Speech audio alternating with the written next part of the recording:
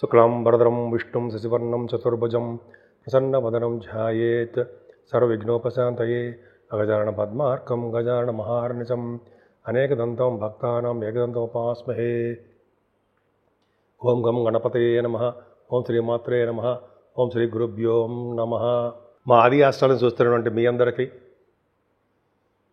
పేరు పేరున నా హృదయపూర్వక నమస్కారాలు. నేను మీ వాడ్రేవ్ ఆదినారాయణరావు శర్మ, సిఎంఏ అంటే ఐసిడబ్ల్యూ మార్చారండి, సిఎంఏ క్వాలిఫైడ్ సిఎంఏ నేను.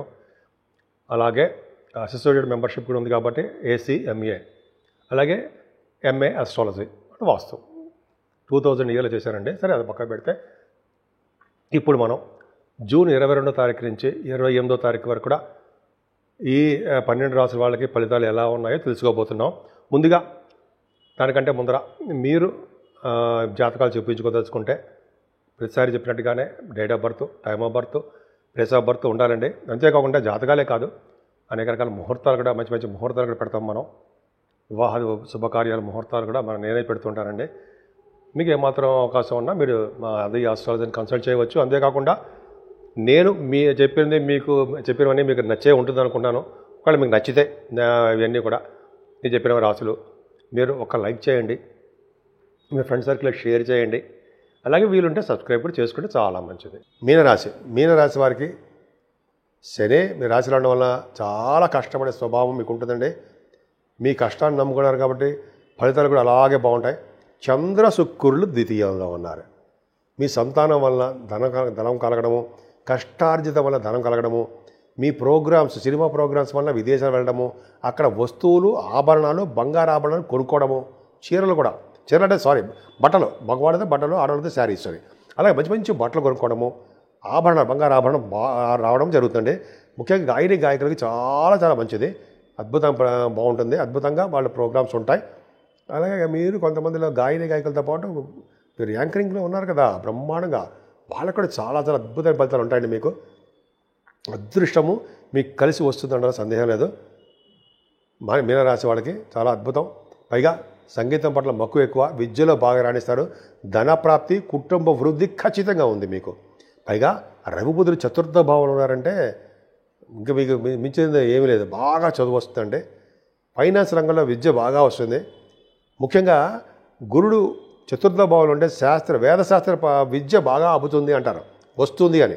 ఖచ్చితంగా మీకు వేదశాస్త్రాల్లో మీరు ఉంటే మీ విద్య బాగా ఉంటుంది.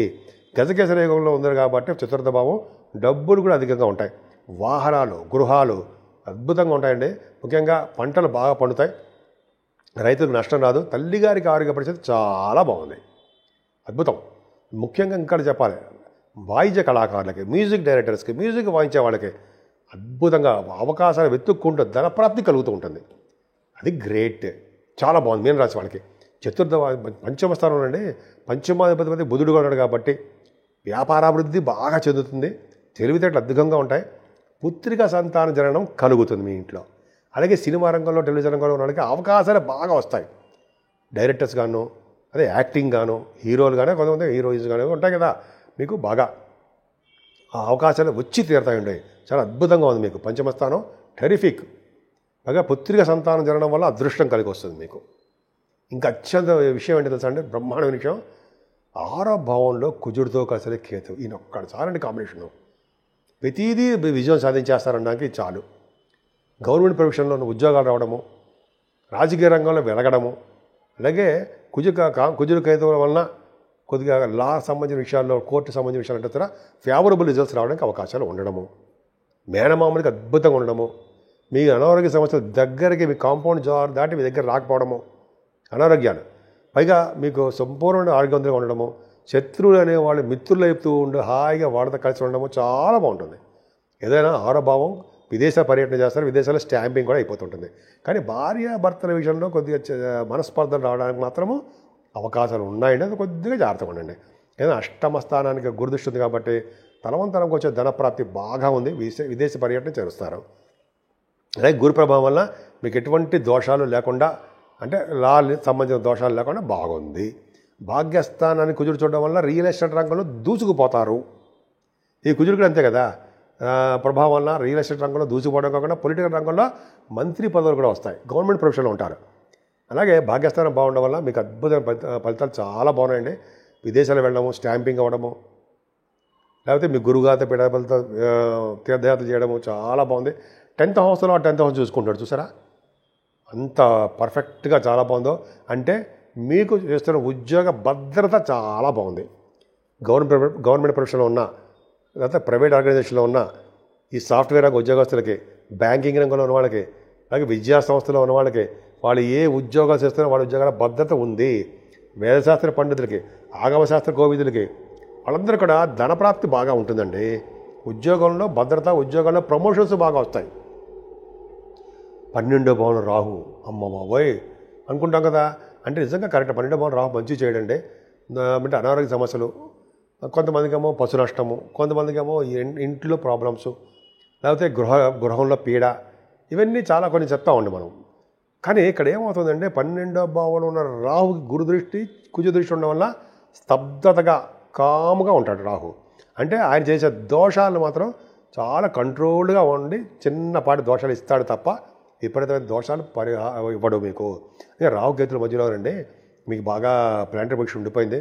అమ్మవారి పూజలు, గణపతి ఆరాధన చేసుకోవడం వల్ల, నిరంతరము గాయత్రి మంత్ర జపం చేయడం వల్ల సర్వము విజయం సిద్ధించడానికి అవకాశము, సర్వకార్యము విజయం సిద్ధించడానికి అవకాశాలు, సర్వకార్యాలు విజయం సిద్ధించడానికి అవకాశాలు ఎక్కువ మీకు ఉన్నాయి. 12 రాశుల వారికి అంటే మేషం నుంచి మీనరాశుల వరకు కూడా చెప్పదగ్గ పరిహారాలు అంటాం కదండి, రెమెడీస్ అంటాం, రెమెడీస్ అనే పరిహారాలు అంటాం. ఏంటి ఏంటి ఏంటి ఏమీ లేదండి. చక్కగా మీకు రాహుకేతుల మధ్యలో అన్ని గ్రహాలు చక్కగా అంటే మీరు పూజ చేసుకోవడానికి అనమాట. రాహుకేతుల మధ్యలో అన్ని గ్రహాలు బంధించబడి ఉన్నాయి. దీన్నే సవ్యకాల సర్పదోషము అంటాం. అందుకనే కాళహస్తిలో కనుక అమ్మవారి దర్శనం చేసుకోవడం ఒకటి, రాహుకి కేతువుకి అక్కడ పూజలు చేస్తారండి, అద్భుతంగా పూజలు చేస్తారు. నేను అక్కడికి వెళ్ళిన తర్వాత ఐశ్వర్య పాస్ అయ్యా. అంటే అది వేరే విషయం అనుకోండి. అక్కడికి వెళ్ళి చేసిన తర్వాత ఆ పూజలు చేయించుకోవడం తర్వాత అద్భుతమైన ఫలితాలు ఉంటాయండి. ఈ ఫలితాలు అద్భుతంగా ఉంటాయి. ఇంకా చెప్పాలంటే రాహు కేతువులకి అమ్మవారి యొక్క ప్రభావం కూడా ఎక్కువ ఉంటుంది. అందుకనే మీరు కనుక అక్కడికి వెళ్ళాం, మనం కాళహస్తి వెళ్ళాం, మన ఊళ్ళోనే చేసుకుందాం. అమ్మవారి కుంకుమ పూజ కానీ, అభిషేకాలు కానీ, మంగళవారం రాహుకాలంలో పూజలు అంటారు సరే, డబ్బులు కట్టడం కానీ అలా చేయించుకోవడం వల్ల రాహుకాలం వల్ల రాహువులో దోషాలు పరిహారం అవుతాయండి, సర్పదోషం తగ్గుతుంది. అంతేకాకుండా చండీ హోమాలు కూడా చేయించుకుంటూ ఉంటాం మనం చాలా మటుకు. చండీ హోమాలు చేయించుకోవడం వల్ల రాహు కంట్రోల్లోకి వచ్చేస్తాడు అన్ని రాశుల వారికి.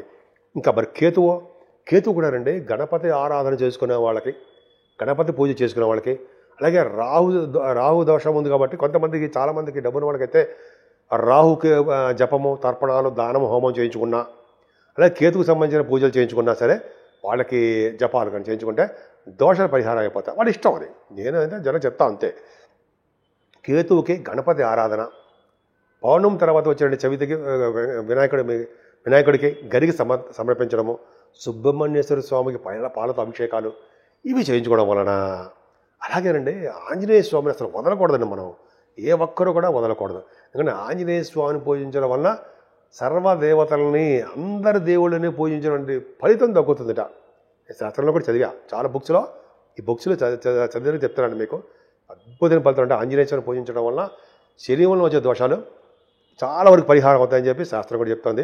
అలాగే ఆంజనేయ స్వామి దగ్గర దీపారాధన, ఆంజనేయ స్వామి దగ్గర వడమాల ఆయన సమర్పించడం, వడమాల అంటాం కదా, తర్వాత అప్పాలు సమర్పించడం, అలాగే వస్త్రాలు సమర్పించడం, అలాగే ఆంజనేయ స్వామికి సింధూరం రాయించడం, అద్భుతమైన ఫలితాలు ఉండి తీరుతాయంటే సందేహం ఉందా?